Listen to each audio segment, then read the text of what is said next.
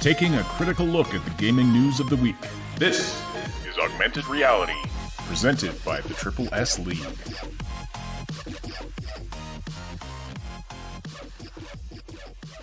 Good Saturday, everybody. Welcome to the Augmented Reality Podcast, your source for news, leaks, and insights about games in the gaming industry. It's January 16th, 2021, and it's the Saturday edition of the show. My name is Ash. I'm here, as always, with Cybsidian and Moontag. Hi, Moon. How is it going today? Good. Joining us for the live stream. Please say hi in the chat. Send us your questions and comments, too. We'll read and respond as many as we can throughout the podcast. And as we get going, don't forget to slam that like button. It likes it rough. It tells us and YouTube that you appreciate this content. And for those listening after the fact on one of the audio-only platforms, we're glad to have you join us and grateful for your likes and follows there too. To get the latest info sooner, be sure to hit the link in the description below to subscribe to our YouTube channel. All right, yes. And I was a dope, and you were muted for like the first half of that. I apologize, but I think people caught the gist of what you were saying. But sorry about that. Why are you muting? Gee. I mute you guys while the intro's playing in case you sneeze or something. Hello to everybody saying hi in the live chat: Overlord, Bluntman, Adam Smith. 9347 and timing. Sorry, reading some of the comments. They're funny. Yeah, we do have a question for all of you today. We want to know what Star Wars games, what future Star Wars games, not made by EA or made by EA, I suppose, but what future Star Wars games do you want to see now that EA no longer has an exclusivity deal with Lucasfilm for making Star Wars games? They're still going to be making Star Wars games, EA is, but they're no longer going to be the only publisher that's making and distributing Star Wars games. We know for sure that Ubisoft will be making a Star Wars title, and we imagine there will be more coming in the future. So, post your answers to that in the live chat. Moon will be keeping an eye out for those, and we'll read through them a little bit later on in the show. Plus, if you want to actually call in and be on the show, check out the waiting room on our Discord server. There's instructions there for how you can do that. Later on in the show, we'll get a few callers in if there's anybody waiting in the queue there. All right.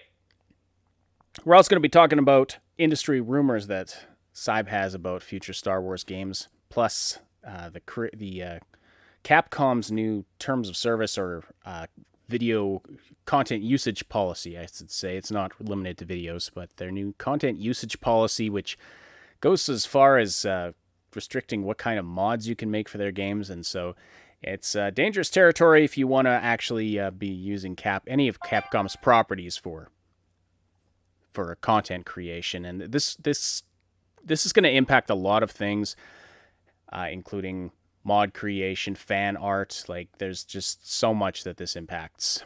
Now, we'll also debate about whether or not it's actually worse than Nintendo's.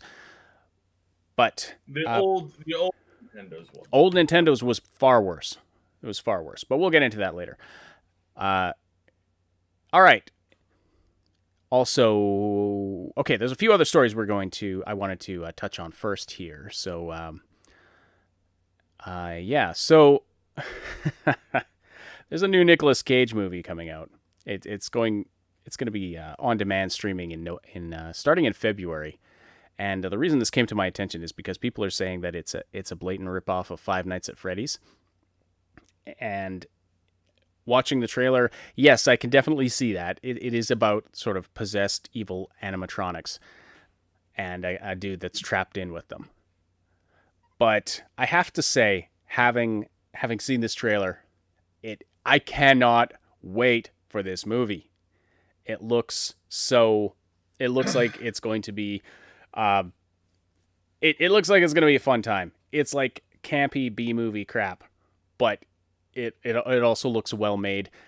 Nicolas Cage being, typical Nicolas Cage, and I think one of my favorite parts about it is I don't think he said a single word in the entire trailer.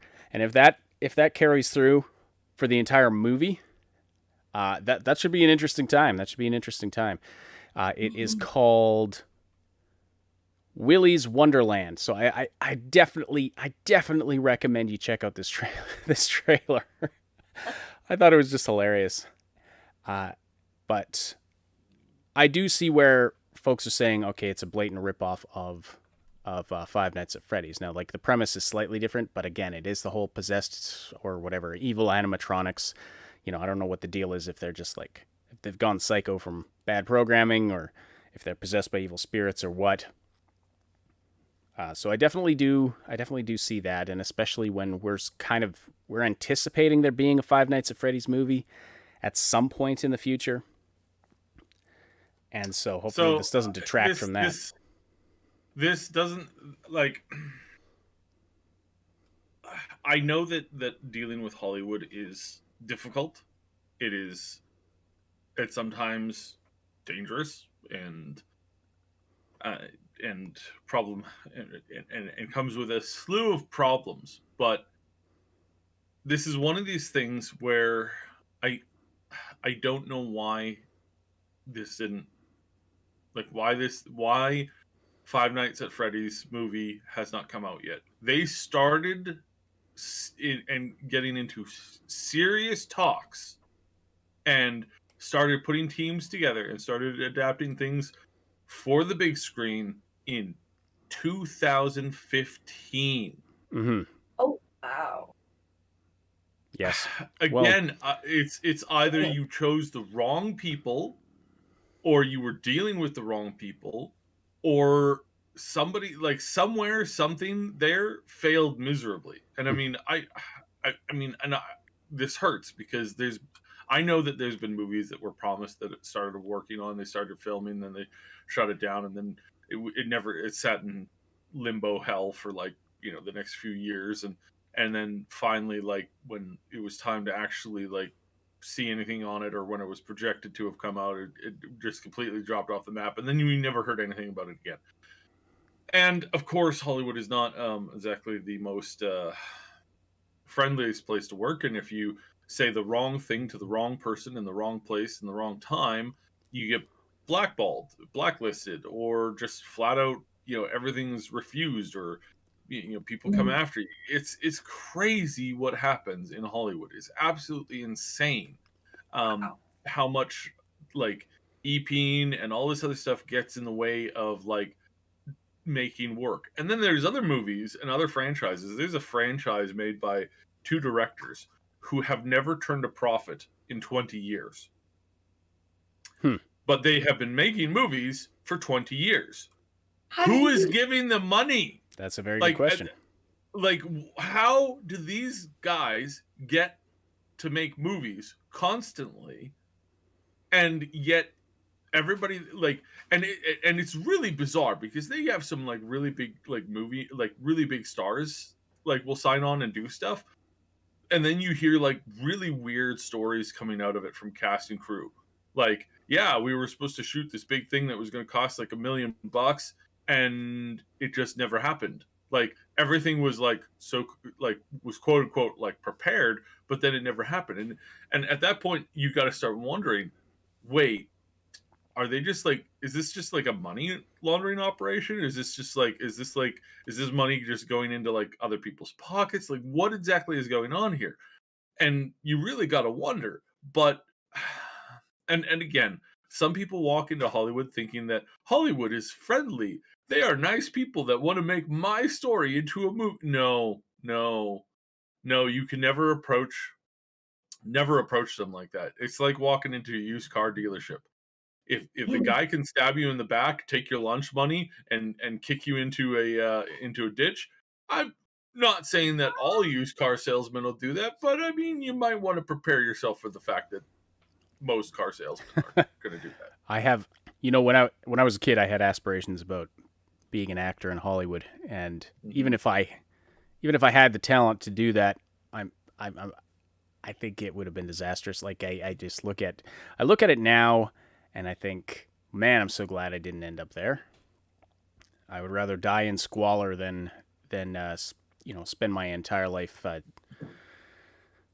being fake and getting mistreated and having to deal with the Weinsteins and the other garbage people and the this hypocrites this and the this coming from the revelation now, that that I mean, again, it has yet I think it has yet to be legally proven, so we'll use that disclaimer of like, it's like allegedly, um somebody's some famous Hollywood elite connected to the elite of television. This is now the second or third person who's been caught, like basically like with a significant amount of evidence that they're cannibalistic.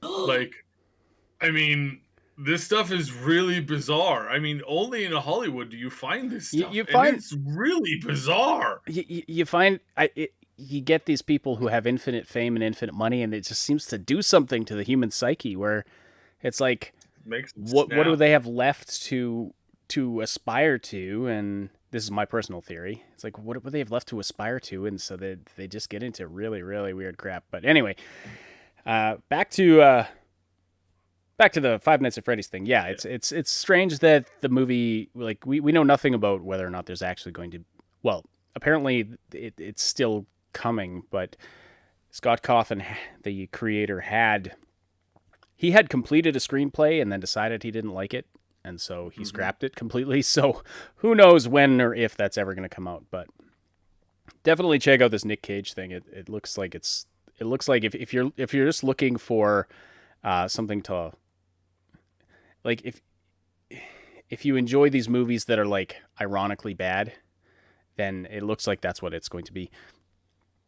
Yeah, I was talking about this with Polly's in the community chat the other day. We were talking about the fact that there's a whole slew of movies that are like, he didn't realize that cringe movies were like intentionally cringe movies were a thing, and there's some movies out there that are coming that are trying to capitalize on this, but then it's kind of like this weird situation where it's like, is it still a cringe movie if it's intentionally trying to be cringy, but not like cringy because you've got that crazy guy from The Room directing it, like where like, Yeah. is it natural, is natural cringe a thing that's better than designed cringe, or like how does that work? It's hard to get it right too. Like, you can try to be intentionally bad and cringy and like ironic, and then it can just wind up being just bad and nobody wants to see it.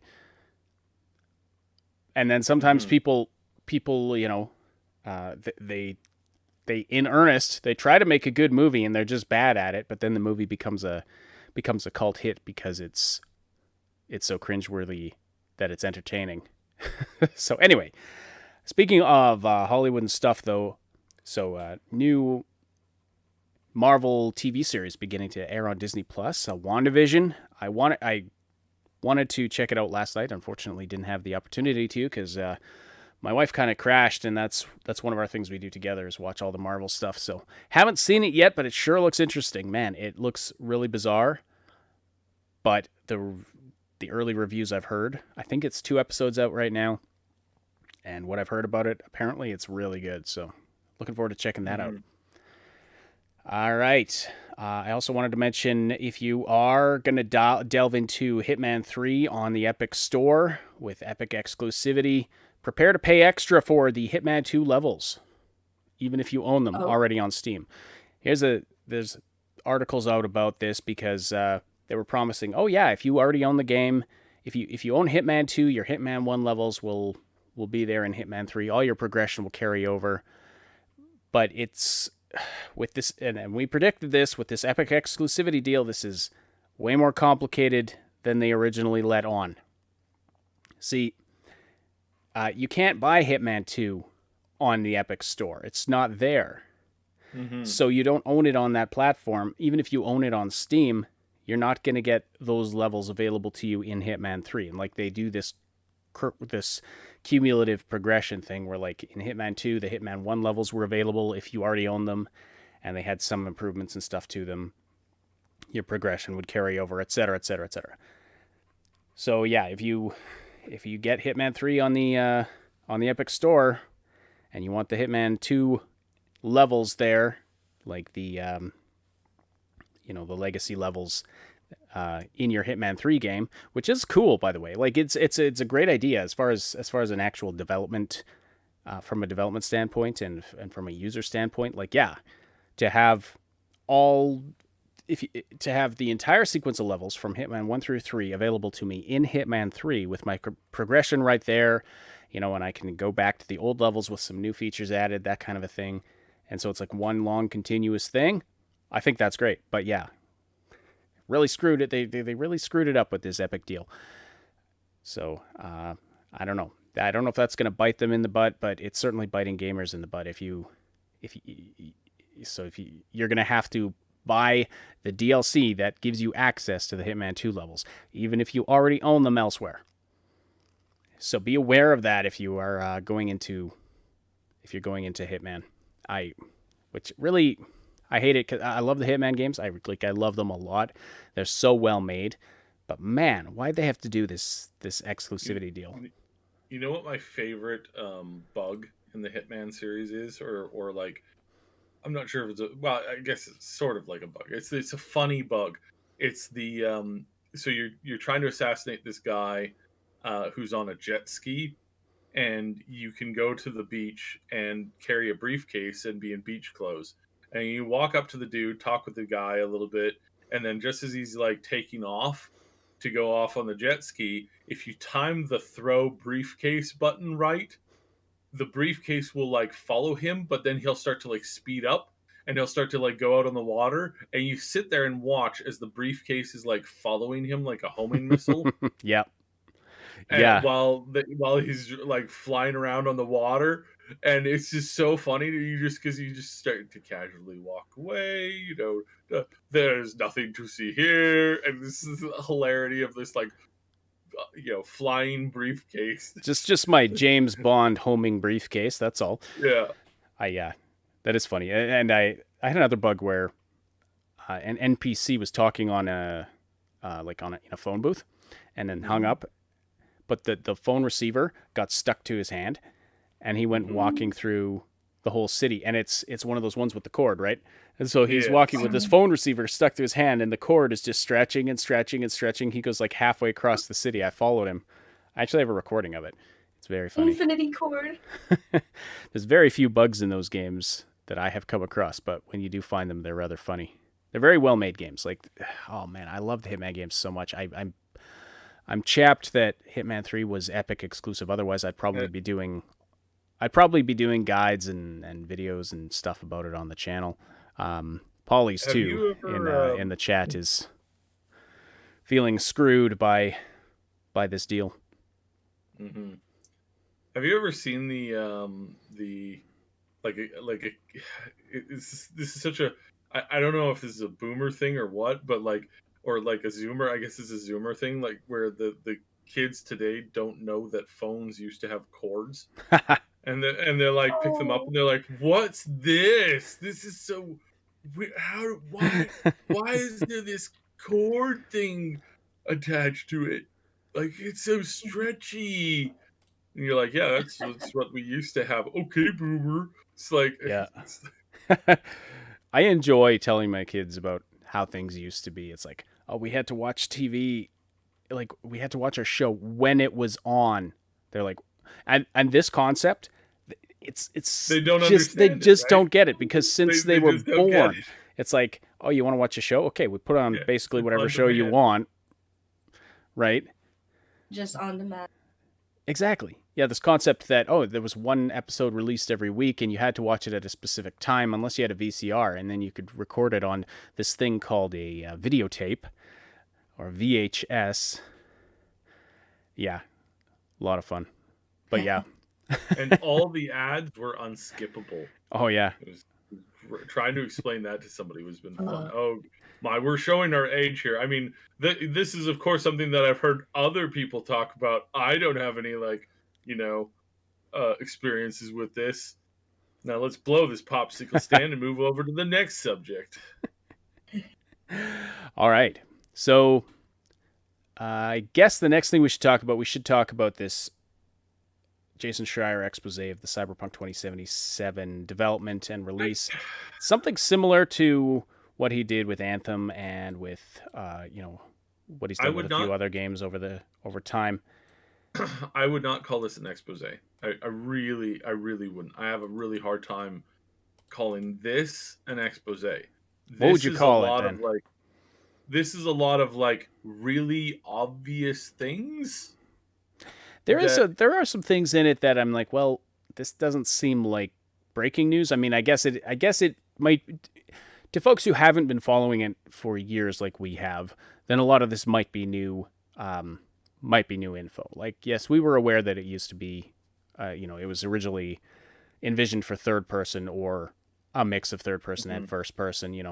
We're aware of that. We've been talking about it on the channel for years. For some people, it's a complete surprise, and I understand that for sure. So, but I agree that a lot of it is some. Now, I've only had the chance to skim it. So, Jason Schreier posted an article on Bloomberg, and then he posted a Twitter thread featuring some So information again, that was yeah. clipped out of the article. Well, again, this is a lot of stuff that like is like no duh. Like you know, they talk about, BioWare, the BioWare magic, and that that the game would come together. Yeah, that's what every developer thinks when they're making a game, is like, I sure hope this stuff comes together. And either they have confidence in that or they don't. But that's how it works. I don't know of any other game development where you start with a completed project and then finish the completed project. Like the concept of that, of course you're putting stuff together and you're hoping that when you're putting the final pieces together, that it actually, because you have to meet a deadline, because of technology and like, over delay and then and development hell and all that kind of stuff is like concerning. And so naturally, of course, there's this concept of like, we're putting this game together, I sure hope that it comes together. It's like, that's not that's how everybody works. Like when you're making food, you're preparing, the starch, you're preparing the protein, you're preparing the the other stuff, the dessert, and you're actively hoping that everything comes together at once. You're I don't I mean, I know I've met some people like this, but they're really stupid, where it's like, "Oh, gee, I started making supper and I made the salad first like a couple hours ago because I was like, yeah, I need the salad, but now it's all wilted and kind of like, it's all gone soft and kind of like mushy because it was in a hot kitchen for 6 hours."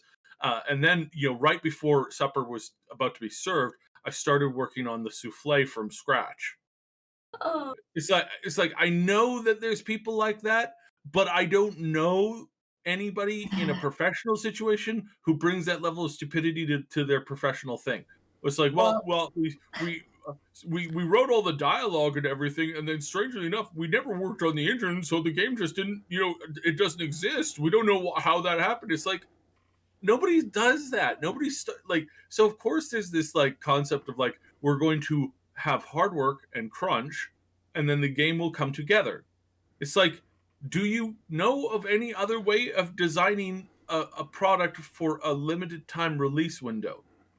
Like, so that's like, yes, Well, they've made I think mistakes the obviously, point but his is, I think the point is that it was poorly well I managed. okay, so we've got yes, on I that. agree with that. Time Bean mentions that in the chat. Yeah. So on that bit, it's like, we know that this has been a huge problem at CDPR for a long time.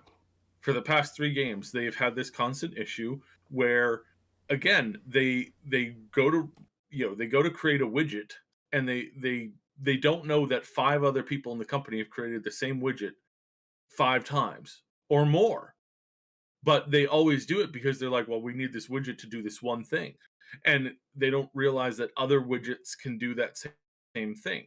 So it's a generalized complaint that has been around for a long time. This is not an expose. This is just a common problem that this particular studio has a more of a common problem with dealing with, whereas other studios still have that problem, but it's just not as big. Um, and so that kind of sucks. And then he mentions this other thing where it's like, the CDPR developers were told that they didn't have to work overtime, but then somebody else would have to work overtime to fill that spot. It's like, again, this is one of these scenarios where it's like, how, is this big news? because in a game development studio, you just like a lot of other things, it's like there's no scenario where you don't want people to work overtime. Like there's no scenario where you wouldn't trade more hours working on the project. Like you just wouldn't. Like at no point do you say, "Ah, you know what? I think we could take the next 2 weeks off." Like nobody does that. Like it's just, and again, this is part of the industry problem as a whole, where it's like everybody has this problem. Everybody spends too much time crunching, but the industry really has kind of built itself around that, in the sense that even the way that some of them do it, like they'll move into a project, they'll do the project for like 2 or 3 years, and then they take a 6 month vacation or more. And this is absolutely, not uncommon within the field of work in general. Like Moon and I both work in a job where we work for like 100 hours a week for like 8 to 9 months, sometimes 10 months, and then we take 2 to 3 months off. Like again, it depending on the job that you're doing, this is actually really common, and some people actually like this because they buckle down, they do crazy work, and then they take a huge amount of time off and just relax. Like um yeah, it's kind of a common concept. And So so so your I argument is don't that this isn't really an expose because it's it's it's just it's just stating a lot of like duh facts. well, I think, Like and I mean, I think that th- again, that's true for people in our position, but for this was written more for the general public. I mean, it's published in Bloomberg, so mhm. I think that a lot of this is going to be more expositional for folks who don't cover who aren't as they haven't been actively following this for years like we and most of our audience have, basically, kind of a thing. So, Mhm. yeah, I do think. I mean, I've only had the chance to skim it. I think that it seems. Um, His pay one is also really interesting because he talks about how um he talks about how one game tester came in 2015 and was making $400 a month. I hate to say this, but I know a lot of people who started in the game industry started as testers, and a lot of people who started as testers, um, they tested for free to get their foot in the door at the company.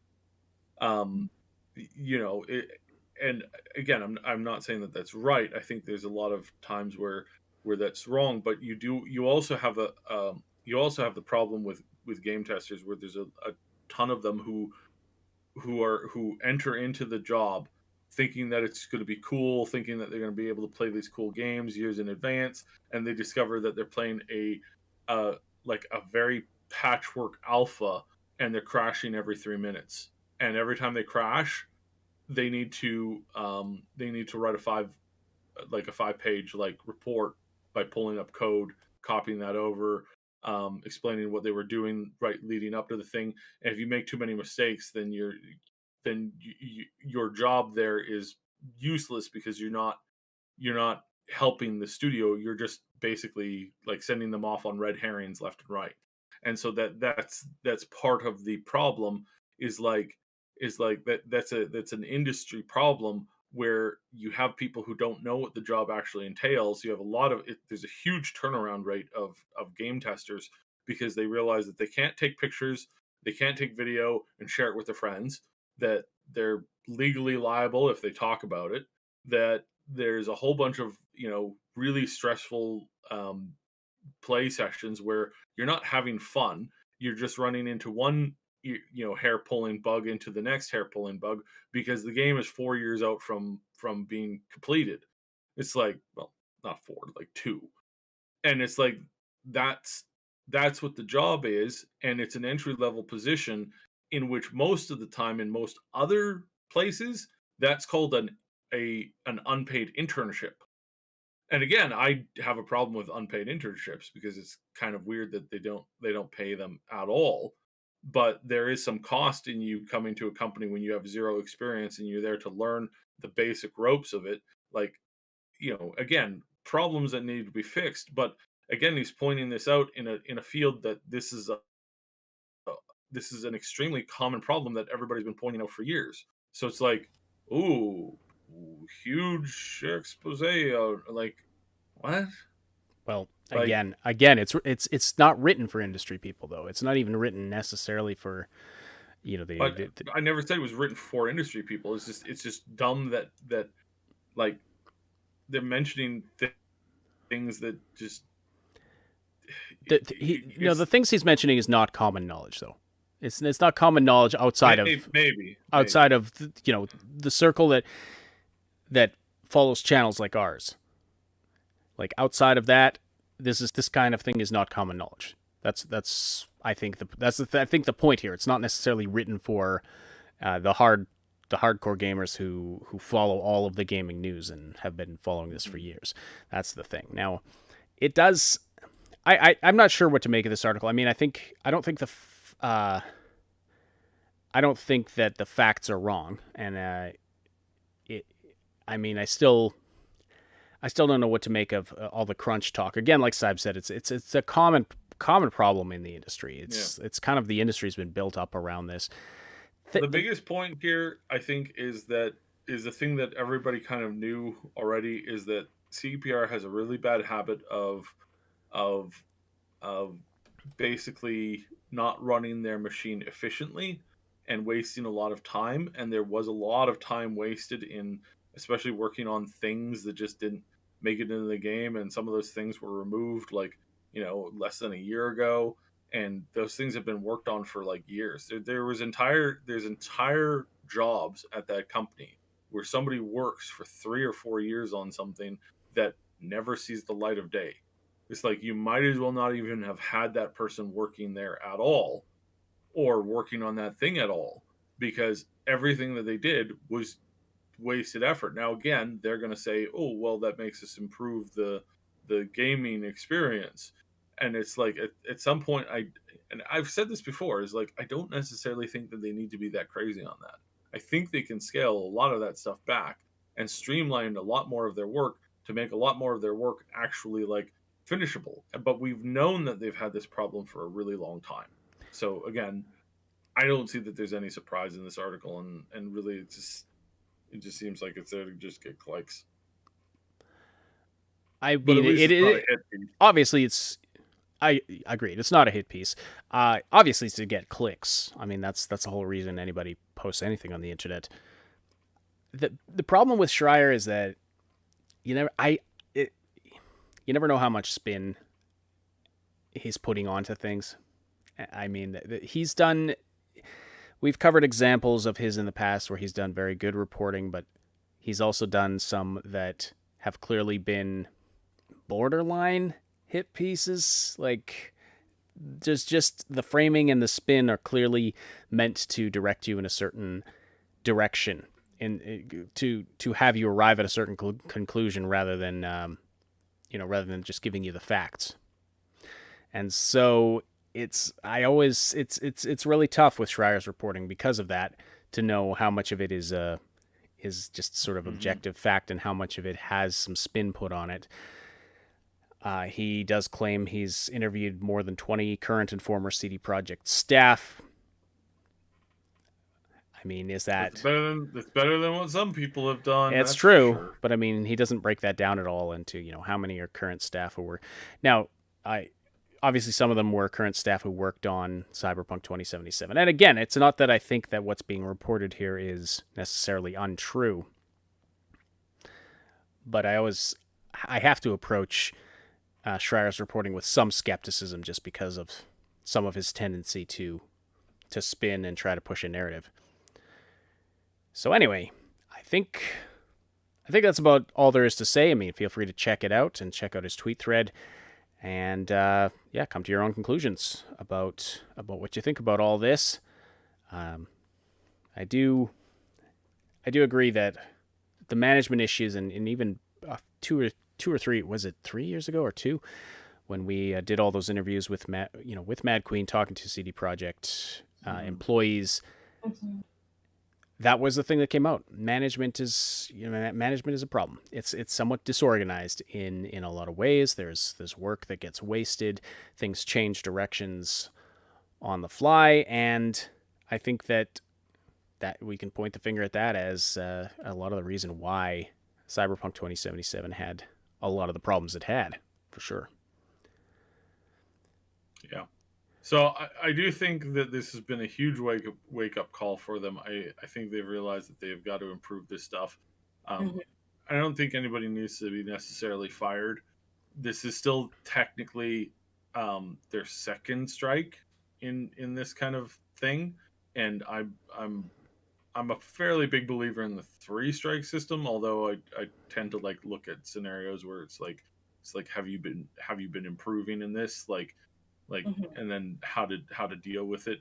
That's kind of the thing that you have to absorb into that and try and Yeah, like chase it just down saying properly. that you're going to like improve without any active effort is just words in the wind.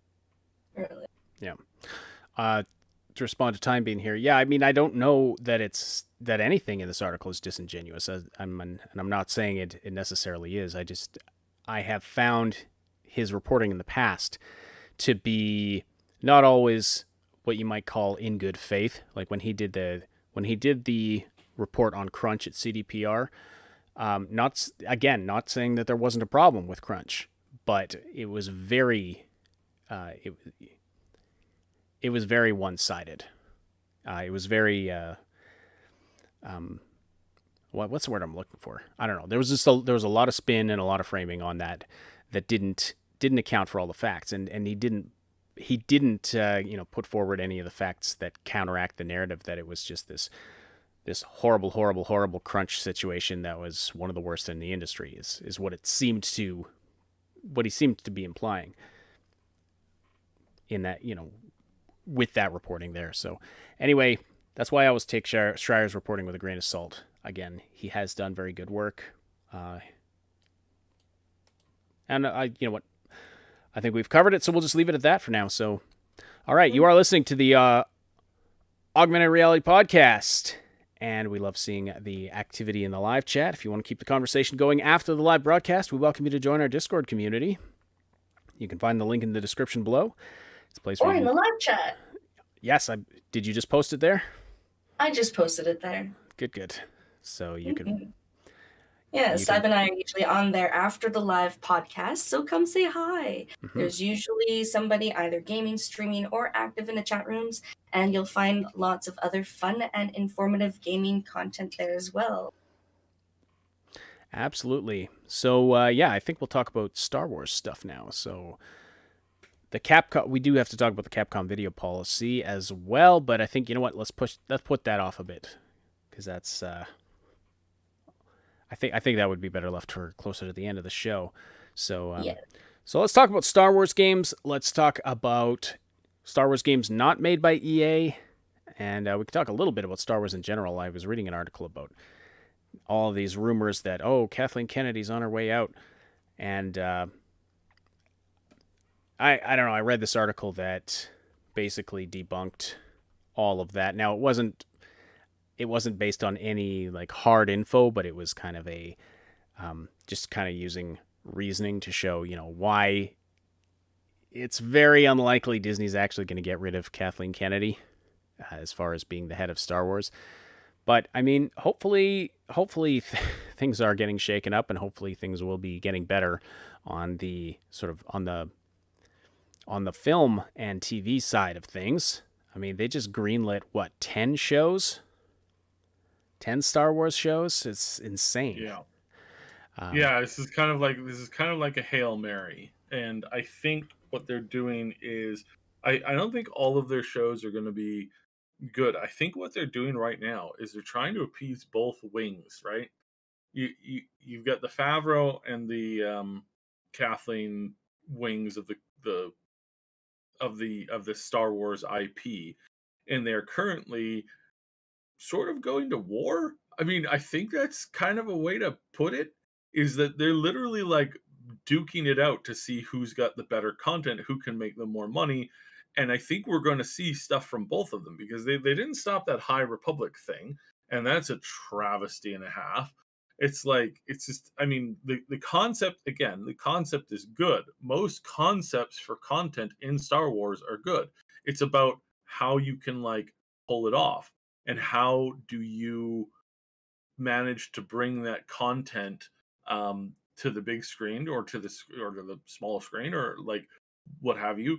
And then how much does your community of content consumers, how do they embrace that kind of stuff? And so far, there's been a lot of just horrendous, like, I mean, it's not just horrendous like content, it's just horrendous treatment of the people who consume your content. And I've never understood that. Like, if you have somebody who you don't like that follows your content, then use your content to speak to that person about the things that you don't like about them. But do so graciously, knowing that you don't have a right to tell somebody else how to live. Like, you know, you and approaching it from that perspective is like the graciously trying to bring an argument, you know. And a great example of this is like old Star Trek versus like the stuff that's currently under development, and that's been out for a while. It's like old Star Trek, they brought interesting situations where they argued both sides, and they showed the concept within the confines of the show. And you know, in TNG you had like, especially, you had a lot of stuff about like terrorism, and this terrorism was like based off of like the stuff that was happening in the world at that time, which is different than the terrorism that you have today. There's similar like acts and stuff like that, but different ideology, so it's a little bit different. But those conversations, I remember those conversations. You can see them now looking back and rewatching older shows, and it's like those are concepts and conversations that are difficult to have, but they managed to do them in a really, really interesting way. But now it's like, here, hold still, I'm going to grab this lead pipe and I'm going to beat you over the head, and for the slightest infraction. And that's where the problem has really come from. So are we going to see more of that? What are we going to see? I don't know, but I suspect that the same thing that's happening with the big screen and the little screen right now is going to start to play out in the games. Okay. I think we're going to start to see a bunch of different gaming companies with completely different motivations are going to start making this. And I think some of them are going to fall in line with the Kennedy type wing of concepts of entertainment. Then I think another wing is going to follow the Favreau kind of concepts of how to make that. I'm saying his name right, that right? John Favreau, yeah. Yeah. Okay. Cool. Yep. Then you've got his wing, and I suspect his wing is going to try and like outplay the other wing. And then you're going to have two other wings: the wing that's just out to make money, and the wing that doesn't know what they're doing. So well, where's the wing that just wants to make good games? I think that's the Favreau wing. The Favreau wing? Okay. I think that would be the Favreau wing, because what did Favreau do? He gave us things that people wanted to see in the ways that people wanted to see them. Oh, yeah. Like The Mandalorian has, like, he made it right? in the style of, it was classic Star Wars through and through, but it also innovated and added stuff. But in a way that wasn't like, we're going to just trash everything that came before. You know, like a sequel trilogy. Recently, I can't remember which one, but a sequel trilogy, the last like trilogy. Clear enough to feel safe because it follows like the structure of the universe, but like it's got those interesting twists and tidbits in it. To, like, you're speaking about Mandalorian, yeah, yeah. Well, just like in general, when people make things, that seems to be like how successful things happen. Is like they're in a structure that people are like more or less familiar with just enough like different or to make it different and interesting than like what came before, right? Yeah. By the way, I also read this week that what I said on the previous show, what I speculated on Wednesday's show, turns out is completely accurate. They had to sweet talk J.J. Abrams back into doing the third movie of the third trilogy, so Episode 9, after the disaster that was, you know, the Last Jedi. Islington Girl with the super chat says, "Thanks, guys." Well, thank you so much. Very appreciate that. Very much appreciate that. All right, so let's let's talk about the future of Star Wars games. And Saib, you have some Mm-hmm. you have some info on this. We also want to hear from you, those of you in the live chat, and those of you on our Discord server who are getting ready to call in. We've got a few callers waiting. We will get to you right away. But first, Saib's going to talk a little bit about what could be coming in the future for Star Well, Wars. in the perspective of like we have no idea what is currently kind of on the ropes. Yeah, we don't have any. We What don't have I'm any concrete like that. We don't yeah, have any. what I'm bringing is some speculation on types of game concepts, specifically revolving around like what has been out there, what can be like what can be resurrected, what can what are people screaming for that there might be some room for companies to like put their foot in the water and say, all right, let's do this, So, um, so I'll stick with the Ubisoft concept for now, and basically like so Ubisoft has gotten the first bite at the apple, so to speak. So they're going with an open world game that's going to probably end up playing a lot like Valhalla, and their other like Assassin's Creed games, and their other open world games. I think the guy who's working on this project is actually the one who was behind the Division. So right now we've got a lot of room to expect kind of like the same kind of thing done kind of more or less safely, like hitting their best points, probably putting it out a little bit faster. I suspect that we'll actually see this game probably in like 3 years, 3 to 2 years. I think, depending on when they started their development cycle, which I think has been more recent. But I think this game will come out, probably be one of the first games to come out with the AAA lineup for new Star Wars games. But what else does Ubisoft have that they would want to bring to the table in the form of a Star Wars game? And I think we can probably say that a For Honor replacement is probably within the realm of possibility. So For Honor has been out for a really long time. It had this huge spike in players when it first came out, and then it petered off, and then it's kind of like bought back some of those numbers and kind of stabilized.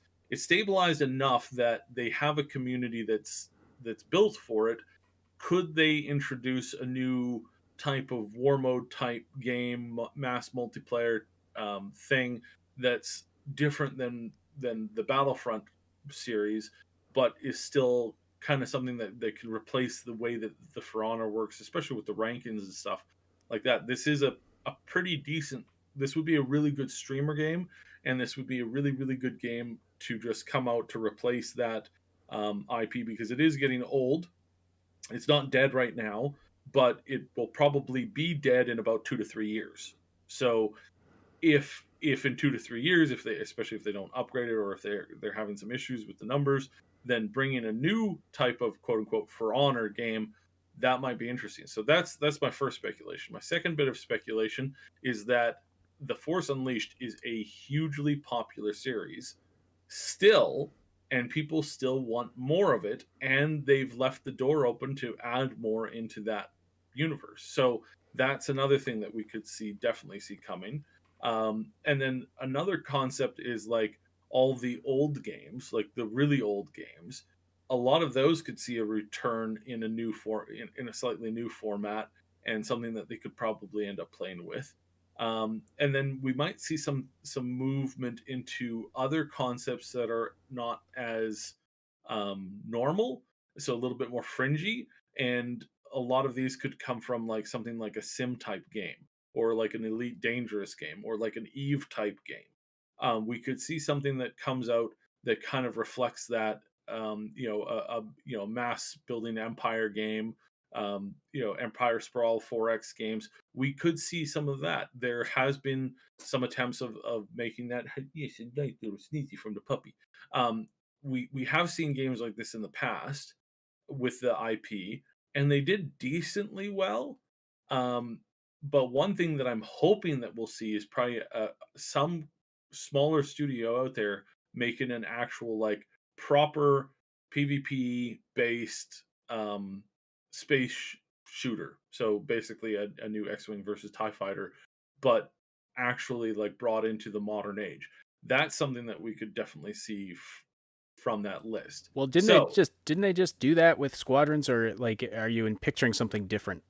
No, well. I mean, I don't think Squadrons was a true X-wing versus Tie Fighter.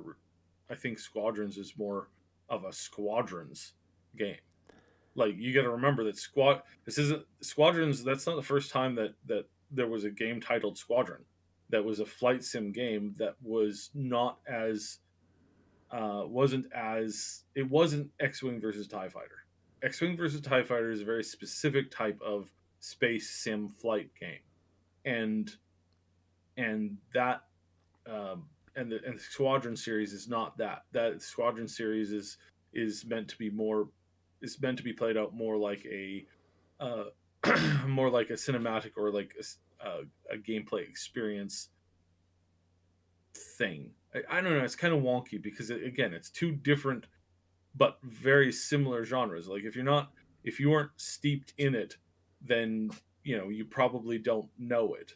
And this kind of reminds me of something. Um, in the original X-wing versus Tie Fighter, there was a motion or not a motion capture. There was a gameplay capture system that you could record like several like 20 minutes of your gameplay, and then you could just replay it. I'm thinking about that now. I'm like wondering how on earth did that get missed? Huh. Anyways, so those All right. are mine off the top of my head. Of course, we have like honorable mentions. We've got KOTOR, the next KOTOR game. Would that be difficult because it's the IP is currently more or less held up by EA? Probably. My personal favorite though, and my concept that I'm crossing my fingers on is a new Jedi Academy. Oh my god, I would kill for a new Jedi Academy, like a proper remake with the extended, like with a legend lore. Um, I would. I just. Yeah. I mean, I would. That would be fantastic. I wonder if they would do that with considering that all those characters, Kyle Katarn is no longer exists in Star Wars lore. Well, that's what I mean. Is like I want, and I want to make this clear. One of the biggest things I want is for them is for a game creator to return to the original Legends lore and work off of that lore instead of this the Ray lore. Yeah, please and thank you. All right, we got a bunch of callers The queued up. Let's the milk drinking Luke, oh, who's yeah, all the pissy. lore that destroyed Luke, rather Yeah, than give yeah. him I want a return to the original.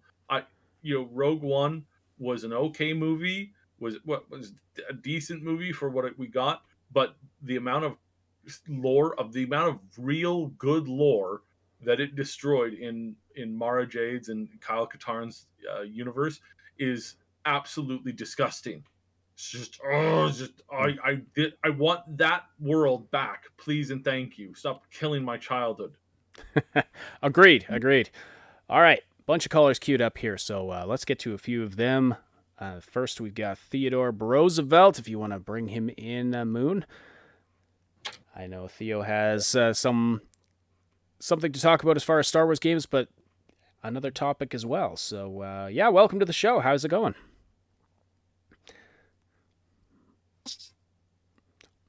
Sorry, we didn't catch that. Hello. Hey, that's going good. It's got some feedback here. I'm trying to. Yeah. Mute. You have to mute the. We have to send them like a little bit of a heads up before we pull them in and let them know that that they need to mute their stream. Okay. So. Now, so it's fine. Okay, good. Okay. All right, what are your thoughts, Theo?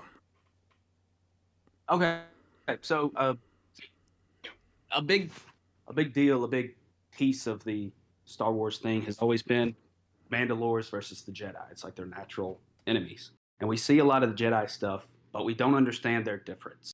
We don't understand that the main difference between the Jedi and the Mandalorians are like the logical, straight think around problems. They created the kinetic bullets and stuff to fight the Jedi lightsaber, stuff like that. And so I think a really good game would be a open world like y'all are talking about. If Bethesda's making it, this is up their vein, is like open world bounty hunter situation. Then you're playing through as a Mandalorian. But I want to stress that they need to stick away from like the grindy aspects of like leveling or upgrading your weapons, or you got to find materials and all that. That has just plagued games lately. And that's everything anybody talks about is just that setup. All But right. this would allow you to go around and see different lore or different unique weapons, kind of like Cyberpunk does.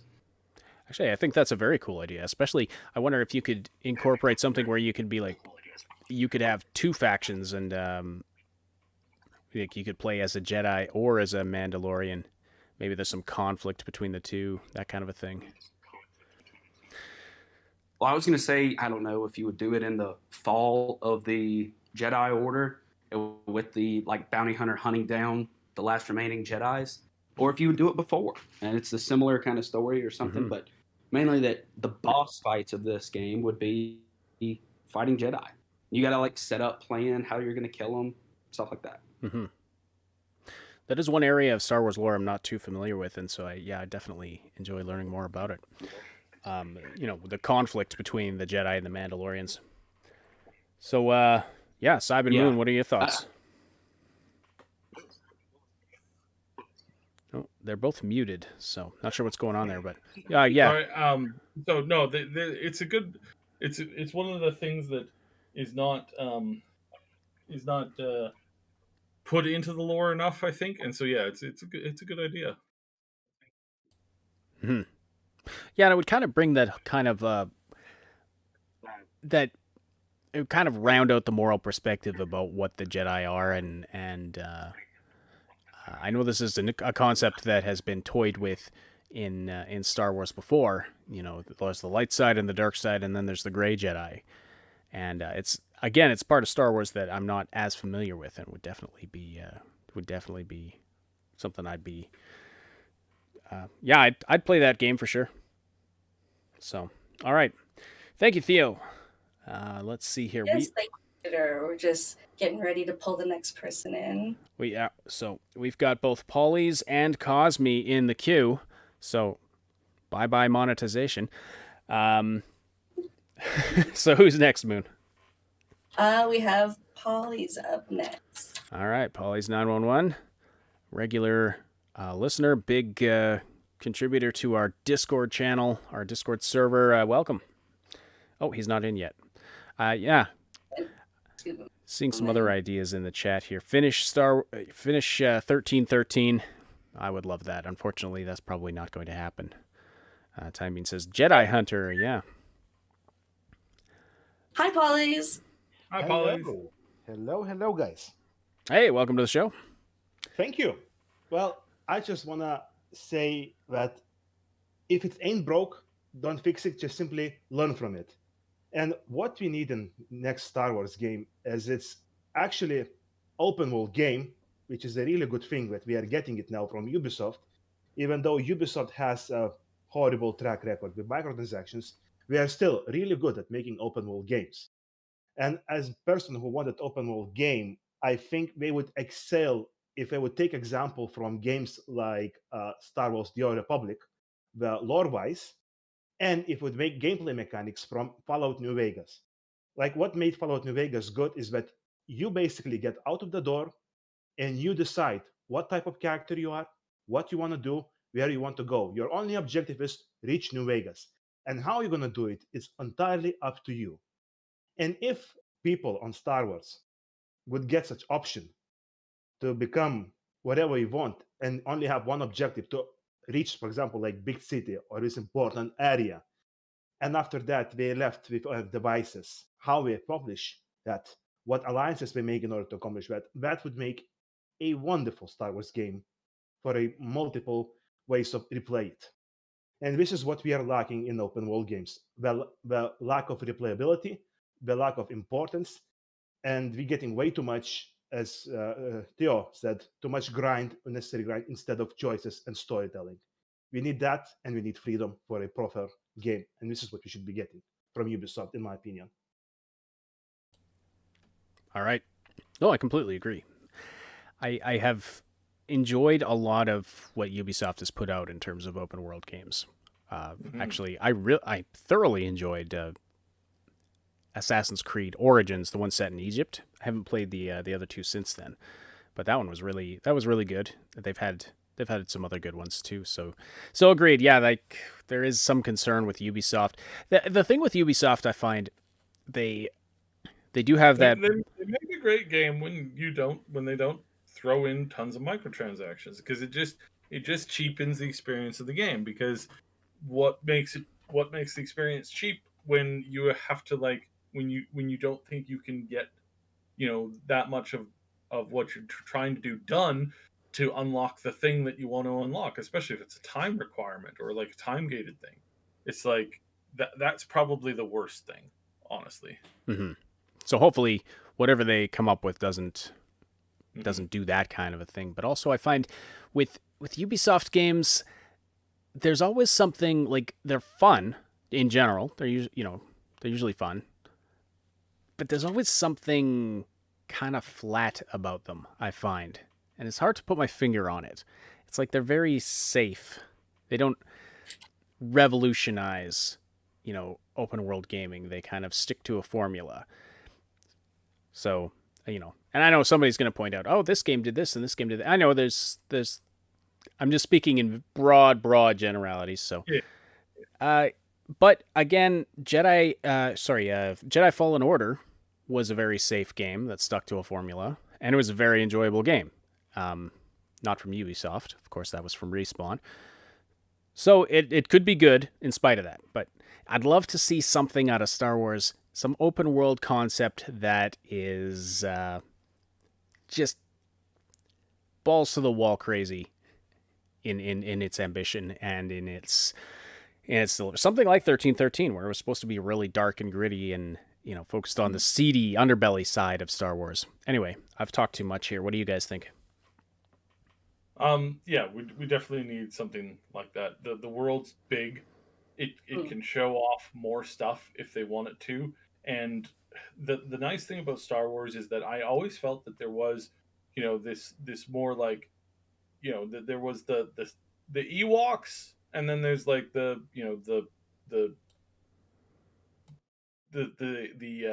how do I say this without getting in trouble?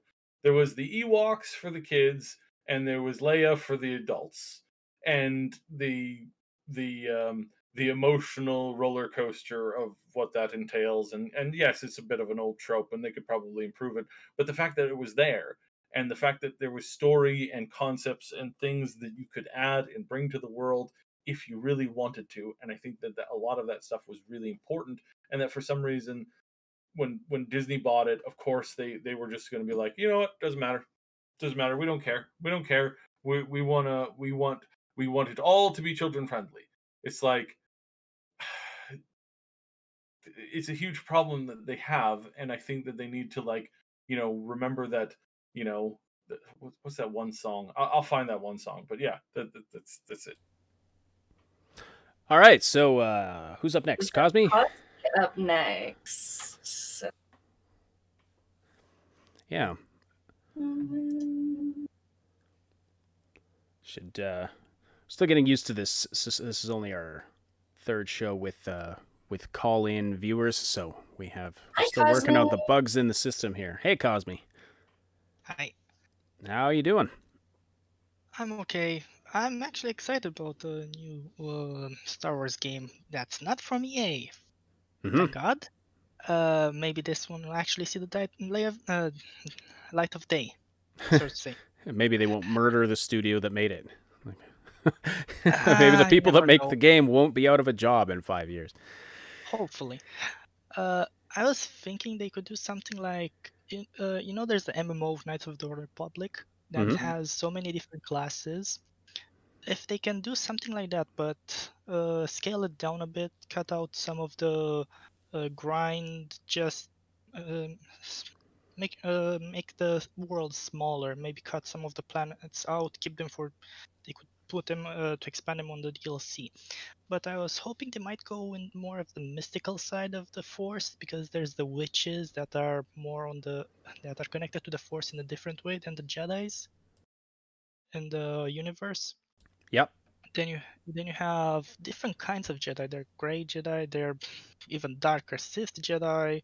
They're darker, normal Jedi that use Sith powers, but they're not Sith. So it's a complex universe that could really benefit from a bit of in-depth going through it. Mm-hmm. Absolutely. Uh, By the way, that song I was thinking of was "Daughters" by John Mayer, and I think that that's the thing that Disney forgets. So I think that's kind of a system, and that's kind of a world that like you're saying is that there's more to it than just like light side versus dark side. Dark side's kind of Vadery cool. It's like there's a lot more to just the dark side than the Vadery cool. There's the dark gray where it's kind of like they're like chaotic neutral basically, where they're just like yeah whatever I don't care I'm gonna fight this guy one day and then I'm gonna fight the other guy the next day and I'm just gonna do it just cause. And it's like I was hoping and I was expecting to see more of an evolution into the actual Force, which was the direction that I was kind of hoping that they were going to go in, but no, they kind of walked away from that. So yeah, I'd love to see you be able to do something like a chaotic good alignment, where you're fighting on the right side, but like you can use Force lightning and choke and stuff. That was the thing about the Jedi Knight games that always bugged me. Is I wanted to be a good character, but the dark side has all the cool powers. It's always been a problem. Yeah, there's like Force lightning was for a long time has been like tied into like, oh, that's a Sith power. Well, actually, there's a light side power that has lightning, and it's called Force Smite, and it's all about like justice and bringing the hammer down, so to speak. And it's like those are the things that I was hoping we would get more into, seeing things more about the So there's the dark side of the Force that really kind of like just wants chaos and destruction and destroy. But there's also the dark side of the Force that's just about passion and about like being passionate about something, because a lot of the Jedi do come off as like Vulcans. It's like, I have no emotion, I have no passion, I don't.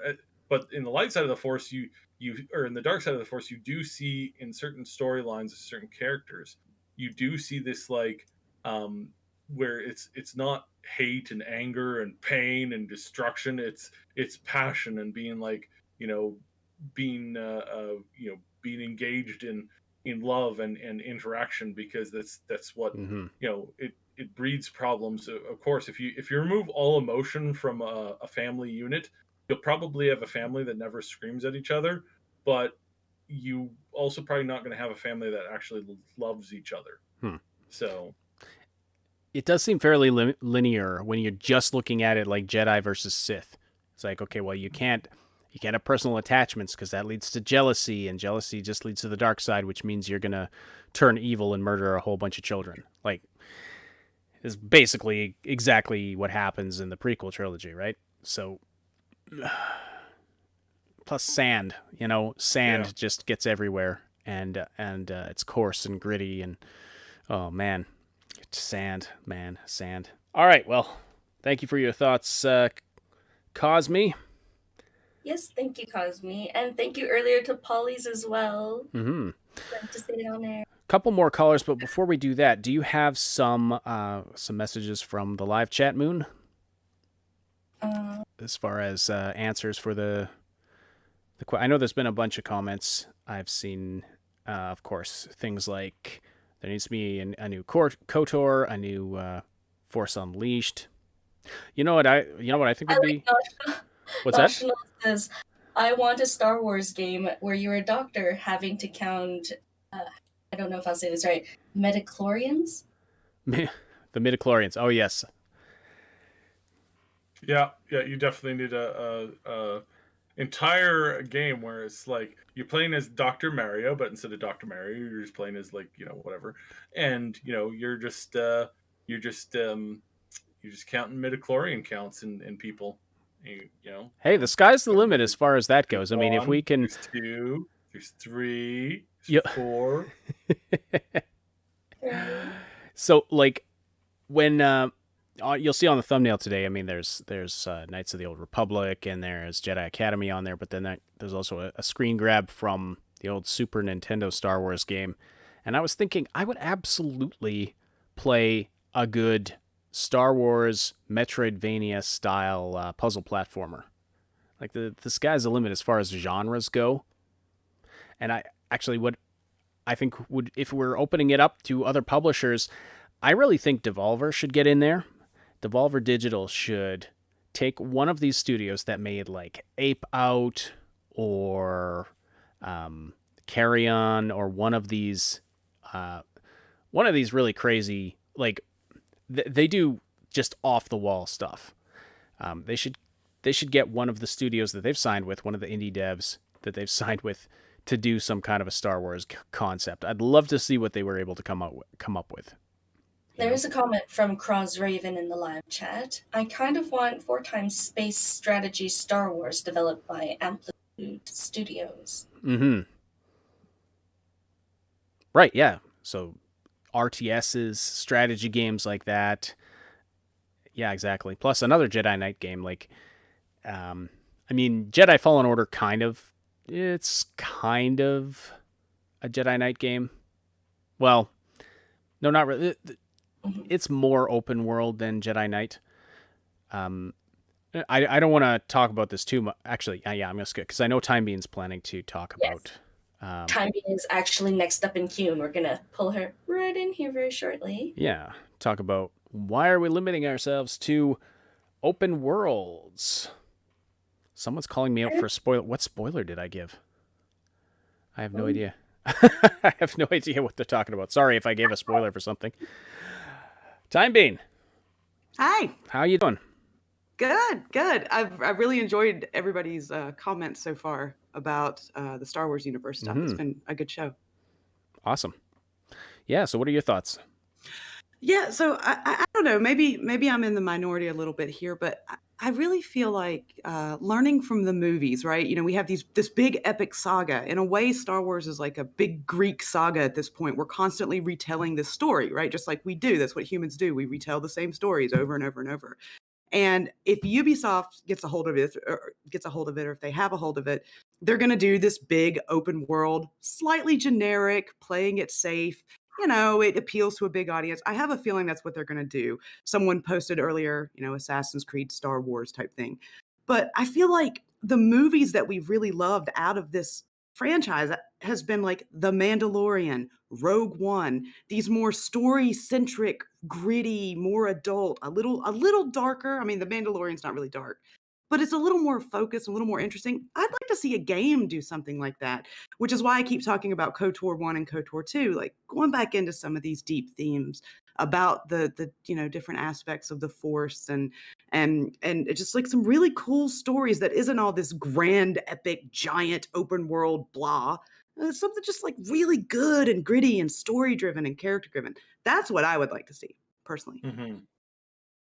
Well, I think one of the most requested characters within the lore to follow a story around is following Darth Talon, and this is a character that's got so much love from the community, and it's like it's mental that they haven't seen that this is what people want to see the story behind the thing, right? I don't know if this is I don't know if my browser is lying to me, but if you're typing in like Darth into Google, you'll get like Vader and then Talon's right there. It's like and Revan's not even like high up on the list anymore. Neither is Sidious is way down there. It's like clearly people want more Darth Talon, and this was apparently what the story was going to revolve around if Lucas had his way. And Disney just was like, oh yeah, cool, yeah, we're gonna do something like that, and then they just completely, and then what we got was what we got. So it's like, and those stories really stick with you too. And think about it too. A lot of Star Wars people are like adults now, right? We're older adults who originally watched these you know, wonderful Star Wars movies back in the day. Yeah, I don't know. Like when I first saw The Mandalorian come out and they were talking about the destruction of Mandalore, I immediately thought of how tragic KOTOR 2 was. All right, that it was a Jedi who did that. And it was like, oh wow, it's not so black and white. It just would be fun to see that in a game somehow, like a cool story-driven RPG, not open world. I'm kind of burnt out on open world. Maybe that's the issue, but Mm-hmm. So non-open world RPG, like Yeah. I Well, like hubs. I like the hub design. I like the Yeah. Mass Effect, the original Mass Effect hub design. You can have a little bit of freedom in these different hubs. Each hub has their different themes or whatever, and there's a story associated with each of those hubs. It's something that sort of plays into the bigger whole. Open world mechanics, especially if Ubisoft does it, it's going to be bloat. It's going to be so much bloat, and you'll have to pay for it in little microtransactions and stuff. I don't know. I don't hold out a lot of hope for that, but that's what I'd like to see. Mm-hmm. Yeah, along those lines, I was going to say earlier, and I didn't want to trample over your point, so I held off. But I'd love to see a Dishonored-style Star Wars game. Linear, with a series of missions. This is kind of what the old Jedi Knight games were, come to think of it, but more linear, high action, but where you can... where you can invest in different skills as you go, and a little bit of openness in each mission to do like little side missions within each map, that kind of a thing. But generally you're plowing forward through a central storyline. Like those games are great too, and to do one of those in a Star Wars setting would be fantastic. That actually brings me back to like Final Fantasy X and X-2 was where I last was really, really interested in the story. Yeah. And I want to play a great Jedi. I want to be able to be a great Jedi. I'm sorry, I had to throw that. Mm-hmm. Well, yeah, like a true Star Wars RPG where you have the different, where it's not just, dark or light.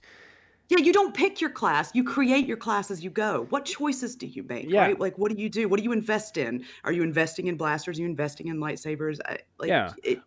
I'm thinking like the D&D style dual spectrum, where it's like chaotic and lawful is one axis, and then the other axis is good and evil.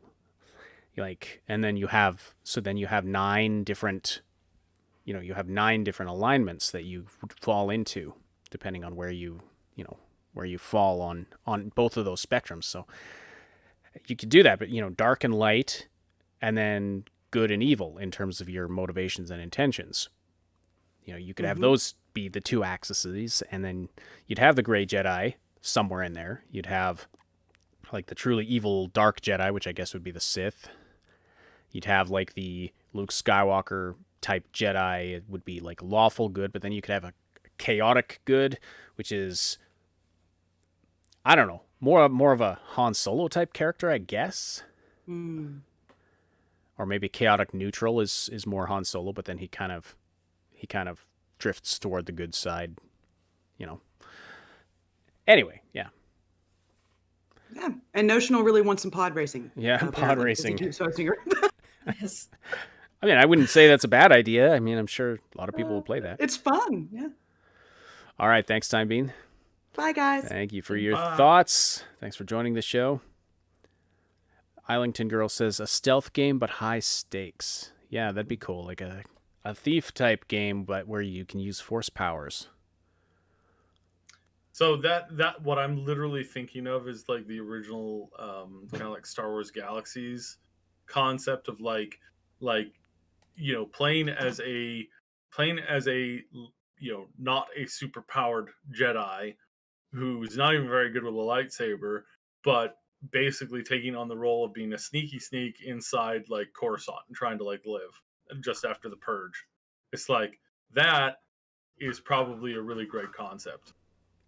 Yeah, and then if you could have like a Dishonored like chaos system, but it's how aware are people or how suspicious are people that you're a Jedi or that you're a Force user, that kind of a thing. And so you have to like use your Force powers in secret. That could be a very cool game. All right, we got we have one more caller in the queue. Ashton Banky, welcome to the show. Welcome, hello. Ashton, are you there? I don't know if he knows that he's there. Oh, we've got. Well, he responded saying that he's good to go, but we've got no sound coming through from you. So if you are talking, something's wrong there. We'll just give it a minute to see if that clears up. Let me just see. So I'm thinking that this is where I think Ubisoft probably has its probably match made in heaven, is playing as a Jedi assassin inside Coruscant after Order 66, and they're trying to bring down as many like corrupted officials or like people as they can without being detected by the Emperor. And so they're trying to do this stuff in secret, and it keeps getting worse and worse and worse and worse. There's some like, so in canon stuff is like the Emperor would have like Jedi survivors found, and he would have them brought to his like personal room, or not his personal room, but his like throne room, and he would have like two Jedi survivors duel each other. And if one of them would kill the other, then maybe he could join as like a as an assassin or something like that. There's a lot of room to play like a very interesting story in right there. There's a lot of room for growth. There's a lot of room for portrayal, for for watching horrible things happen, then maybe redemption, and or maybe not, depending on the roles and things that you pick. This is what I would highly recommend that they focus on at some point in the future. Is like, you have this ability to do this great story and create this great narrative. Take a shot, man. I think it'll work. I really enjoy the Ellington girls description here. Yeah. You escape the barge, it blows up, your job is gone, your boss is dead, and there are weird space wizards all over. Go. Yeah. Well, the start of that idea is a few messages back. She says, I just want to be a ditzy drink server on Jabba's barge that falls into a story. And then, yeah. And then you escape, everything blows up. You're on your own, and you're in your ditzy barge drink server outfit. Star Wars waifu. There we go. That is $1 billion great. idea. Cybe, call Lucasfilm, and we'll make this game. The next big waifu game. Yeah, exactly. Let's see. Yeah, I mean, that's something that we need more. We clearly need a waifu Star Wars game. Waifu Yes. husbandos, and you kind of collect them, and you do all kinds of cool things with them. And yeah, that would just be that would be so fun and so beautiful and so funny. All right, do we have Ashton Banky with us now? I think he might be having my. Yeah. Let's see. Robin wants to be a stockbroker in the Star Wars universe. Okay. I mean, to each their own. I mean, some people enjoy those types of games, I guess. I mean, I could imagine that, like, my financial advice today, back to tanks are up. Buy back to tanks. And Jedis, well, Order 66 just went out. Sell as much as fast as you can. Sell. This stock Don't is going invest in down. Jedi, yeah. Lightsaber stock just bottomed out. But according to the prophecy, you might want to like reinvest in about 20 years or so. Jedi dating simulator. Come on. You guys are just getting crazy now. I mean, like, literally. I mean, the waifu game was reasonable, but now you guys are just getting, you're just going off the wall. Come on, dating games are totally in need. Yeah, they're really in right now. Mm-hmm. So Atomic Stew. If Obi-Wan is in any game, he needs a dedicated "hello there" button. Yes. Absolutely.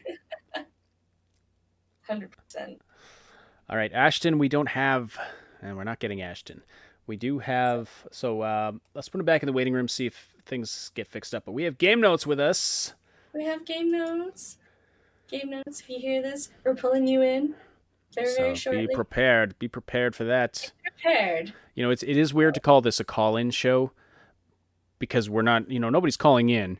We're just, they're waiting in the waiting room, and then we drag them into our voice room. But if we go on record calling it a drag show, I feel like YouTube might have something to say about that. Sucked into the vortex. Yeah. Hello, everybody. Hey, Game Notes, how's it going? Hey, another day in paradise. You sound like an Xbox Series X. Ah, I do. I do. Or maybe a Um, rapper. Yeah, maybe. what are your thoughts?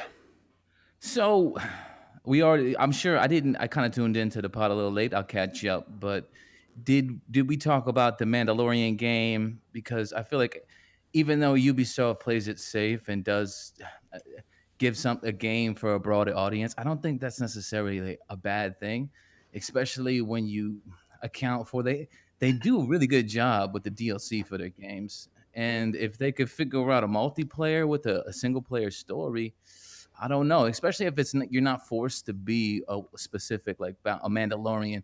If you could do it where it's a single player story, with I don't know, with some more narrative options, like how Cyberpunks is starting to play with your origin stories, and I don't know, they have a really deep wallet. I think they might do a good job. They probably won't, but I just like to have a little hope. I can't be Larry David about every game, especially after Cyberpunk.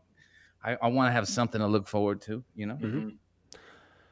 No, and that's the thing, and this is why I think we're gonna have a better gaming year this year than we did last year for sure. I mean, it's not hard to beat that with everything that happened. I mean, Ghosts is phenomenal game, but just in general, like I think we're gonna start to see a little bit more of a push towards that. And then I've been talking about this tech for a while that is coming eventually. And at some point, we are going to see some amazing tech that helps with story, narrative, and NPC interaction. I don't know how far away it is from completion, but I know that a lot of places are working on it, and they really want to master it and get it out first. So it would make a lot of sense with the whole Dark Force, dark side, light side of the Force. You can make serious consequence happen with that kind of game when as far as narrative,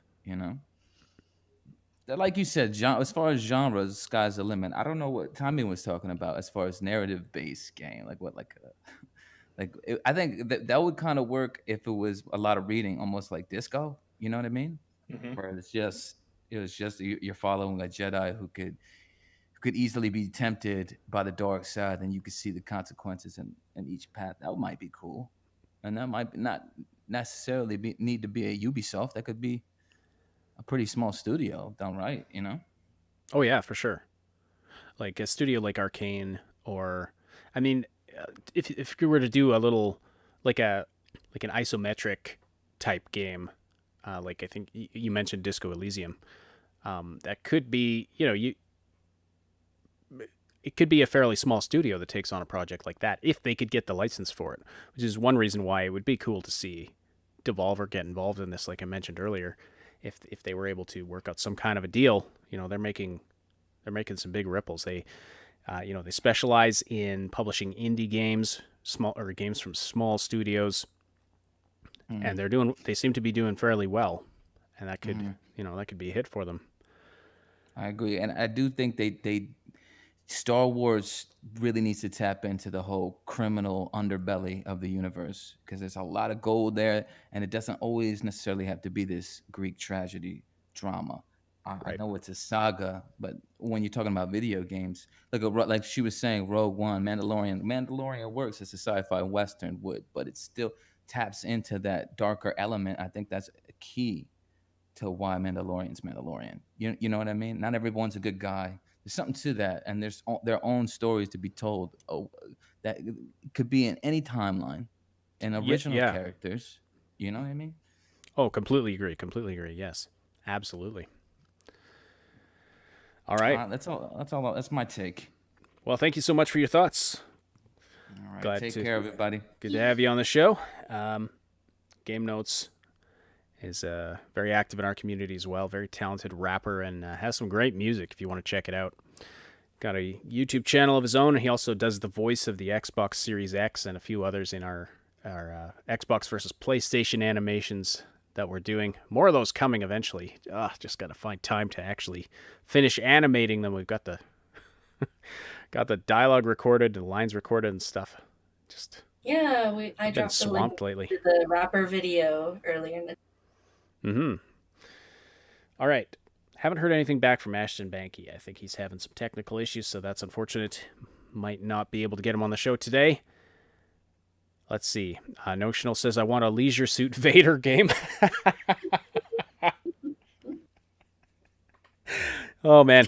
That would be extremely hilarious. I don't think it's going to happen officially. Pretty sure somebody's probably come up with something similar. I'm just saying, it's the internet, and Rule 34 is a thing. Pretty sure that's out there in some form or way. But yeah. Oh, there's bootleg. Like, there's fan Star Wars stuff everywhere. I mean, you can turn Skyrim into Star Wars if you want, I'm sure. Just install the right mods. Yeah, well, and somebody was saying that they would like a game like Stellaris. Now, Stellaris has a Star Wars mod, and it is a significant mod. It is not a small piece of work. It is an enormous thing. Adds multiple levels of economy to the world. Adds new resources. Adds kyber crystals. All that kind of stuff, and adds just a ton of stuff to the game. And you make X-Wings and TIE fighters, and it's beautiful. It's a beautiful mod, and it is massive. It's one of the biggest mods there is right now for Stellaris. I think it's even bigger than the Warhammer one, which is pretty good considering that Warhammer 40K. I mean, it's a good fit for it too. But yeah, these are things that it's like this is definitely a possibility.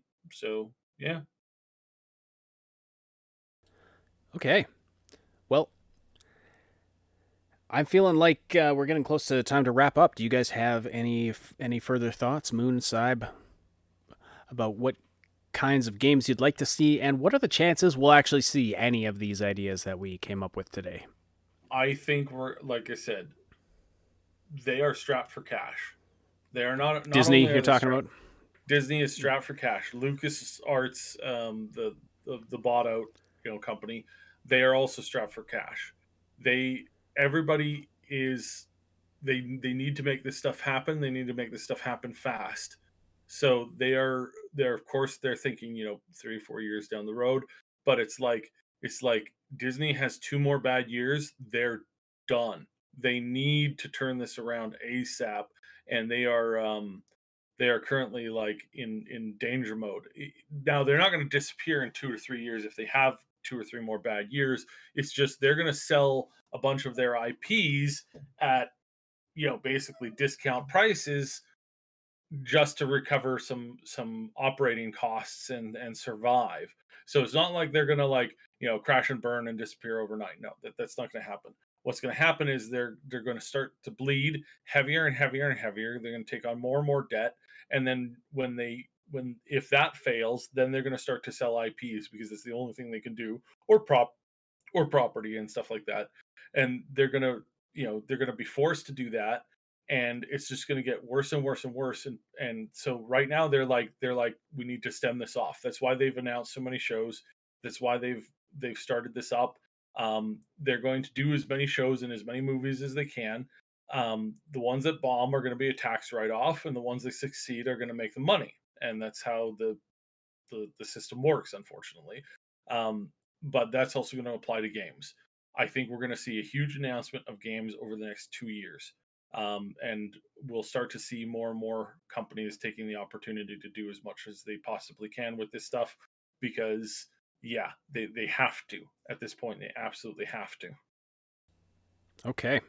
Moon, what's your ideal Star Wars game you'd love to see? Honestly, I'm not super familiar with the Star Wars universe. But I'm still getting to know it. I did that.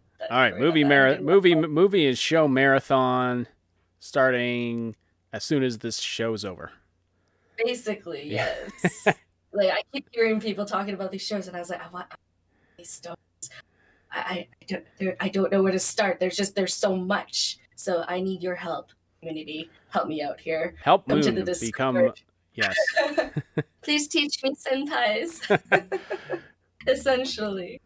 But like, I don't know, like you said, I'm a little bit burnt out on the whole like open world looter shooter concept, honestly, and like the like just hitting any kind of like leveling up plateaus drives me insane. So I've been personally very happy with Genshin Impact.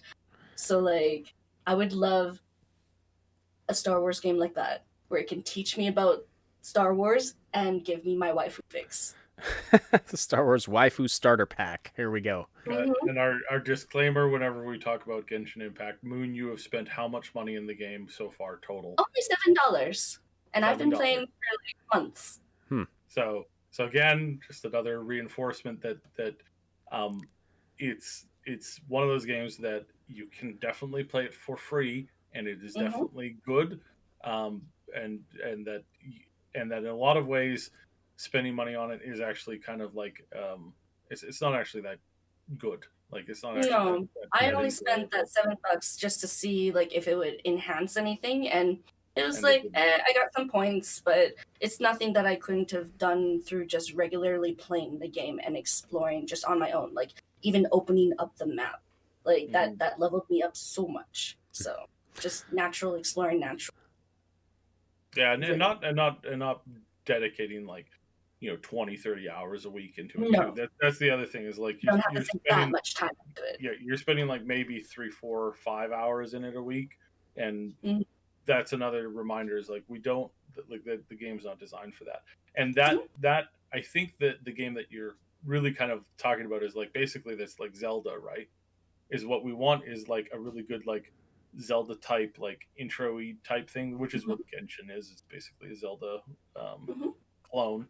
But that's the kind of concept that I think there's room for, where it's not a massive undertaking. It's just cute. It's just fun. It's just enjoyable on a smaller scale, and that's I think that is what is going to make a good Star Wars game in the future, and definitely something that'll reset this kind of like, hopefully, fingers crossed. I mean, some people are gone forever, but I think that they have that opportunity of bringing back fans to this at some point. So, Oh, Lazarus King, I like that name. Star Wars: Breath of the Galaxy. Right, exactly. That's what we're talking about there. I don't know if we'll get it. I don't know, but it would be interesting if we could. An Ewok horror game on Endor. Yeah, that could be like a Five Nights at Freddy's thing. Please. I think just starting a game, getting loaded into your character, and seeing that it's an Ewok, I'm pretty sure that's a horror game enough for me. Probably have nightmares about that later today. The Ewoks were the beginning of the silliness for Star Wars. That's my opinion. But anyway, we'll let that lie. We'll try one more time to get Ashton's call in here, Moon. And if it doesn't work, we'll just have to wrap up, unfortunately. But so Ashton, are you there? Oh, he's muted and deafened. So unfortunately, we're not going to get Ashton's call in. Sorry about that. Unfortunately, technical issues sometimes butcher those things. Hopefully, we can get you in on a future show. So anyway, for now, we'll wrap up the show. So thank you so much, everybody, for listening in. Thank you for joining us. Thank you for all of your great opinions and ideas and jokes. We love it all. We love the community interaction on this show. It really, I believe it makes it just makes it something else. So it's not just three of us talking to each other all the time, but we love getting that community interaction in. So absolutely, thank you so much for joining us. Don't forget to slam that like button before you leave. And I want to offer a special thank you to our Patreon supporters and our channel members who help to make this content possible. Robin, Shua, Time Bean, Schoolaman, Lady Reaver, Drecoden, Niv, 2Tall12, Atomic Stew, Jer Schultz, Game Notes, and Terra K. Thank you all so much. If you're listening after the fact on SoundCloud, iTunes, Spotify, or any of the other platforms that this podcast goes to, well, you're getting the show on a delay, so why don't you check out the Triple S League YouTube channel where you can hear the show live and interact with us and be a part of the community. Also check out the Discord server. Lots of great people there all the time, having great discussions, gaming together. It's a great place. Join up, have some fun, find some great people to talk to, and check out the YouTube channel of the Triple S League for game guides, reviews, comedy, news updates, and tons more quality gaming content. My name is Ash. On behalf of Cyb and Moontag, thank you all so much for listening. We will talk to you again very soon.